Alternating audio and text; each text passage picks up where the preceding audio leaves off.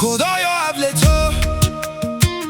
تو این دنیا خراب است که دردش سهم من، ولی لیلا مال دیگریست.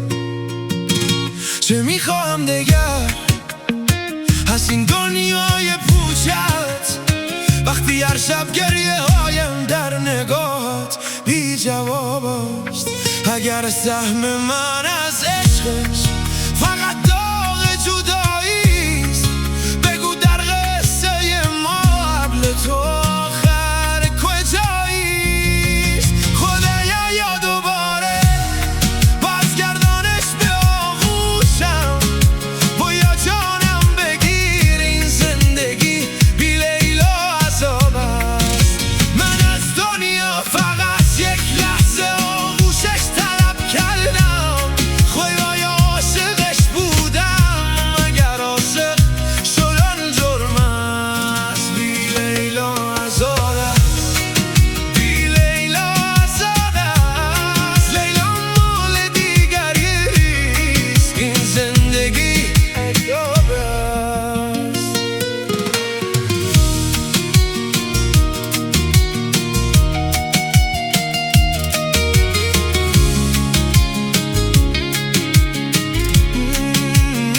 من از تو نخواهم بعد او ماندن چه دشوار، نفس بی‌عطر لیلایم برای من شده آوار.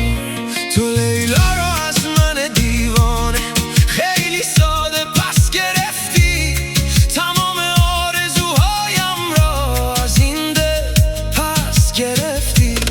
شبم را تا سحر با گریه و نفرین رساندم، ولی انگار صدایم را به گوش تو نخواندم.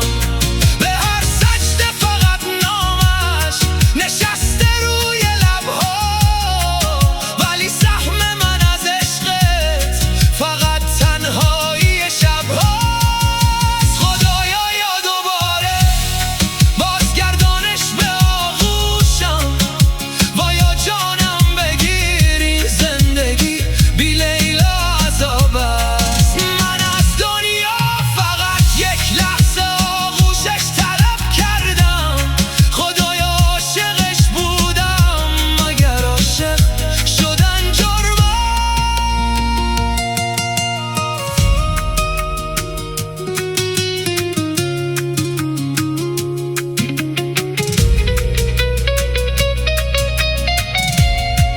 اگر تقدیر من این بود که بی لیلا بمیرم، چرا کاری نکردی تا دل از چشمانش بگیرم؟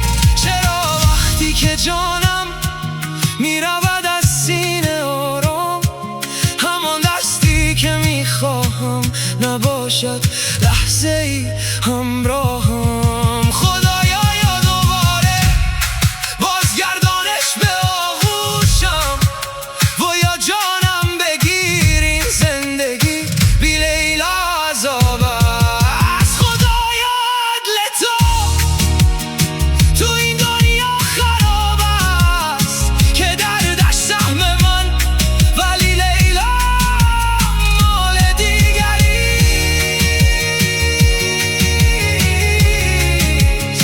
مال دیگریست، لیلا مال دیگریست. بی لیلا عذاب است،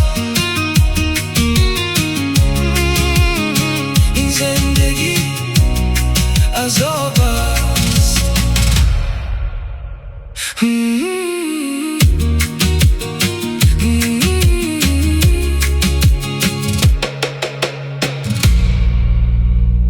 Malorani Studio.